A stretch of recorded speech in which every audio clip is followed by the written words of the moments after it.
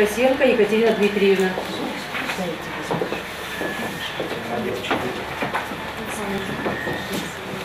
Поздравляю вас с этим днем. Носите его с честью. Получение паспорта гражданина России по праву – одно из важнейших событий для каждого человека. Вот и для Екатерины Косенко немного непривычно держать бордовую книжицу в руках. Теперь ей 14, и у нее есть паспорт. Признается, осознание того, что теперь ты взрослый и ответственный, приходит моментально. Сегодня произошло одно из самых важных и волнительных событий в моей жизни. Полицейские разъяснили мне мои основные права и обязанности, а затем торжественно вручили мне мой первый паспорт. И поздравили с вступлением в новую взрослую жизнь. Горжусь, что являюсь гражданкой нашей большой дружной страны и хочу пожелать процветания России и своей малой родине Ингушетии. Сегодня свой первый и главный документ, удостоверяющий личность, получают 5 юных жителей Магаса. Паспорт вручает начальник управления по вопросам миграции Сергей Гутеров. Приурочили церемонию к предстоящему 300-летнему юбилею со дня создания подразделений по вопросам миграции. Эту круглую дату ведомство отметит 11 сентября.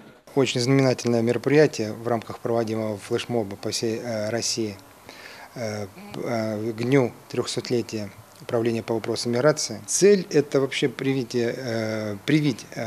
сознание подрастающему поколению о важности и ответственности по получению паспорта, по его дальнейшему хранению бережному, и чтобы они понимали, что они граждане Российской Федерации.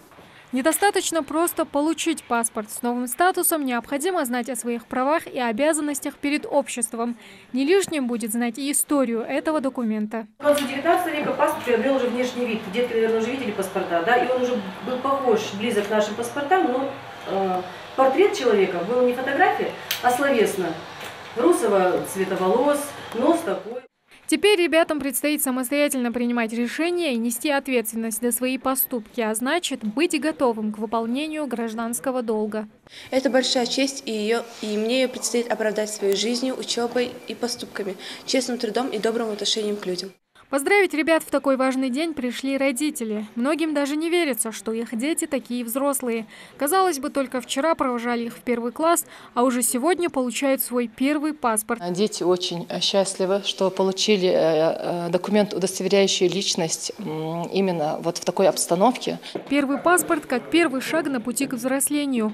Это своего рода праздник. Ну а какое торжество без торта? Сотрудники ведомства по вопросам миграции скрасили этот день чаепитием. Тамара Хшагулькова, Магомед Даскиев, Новости 24.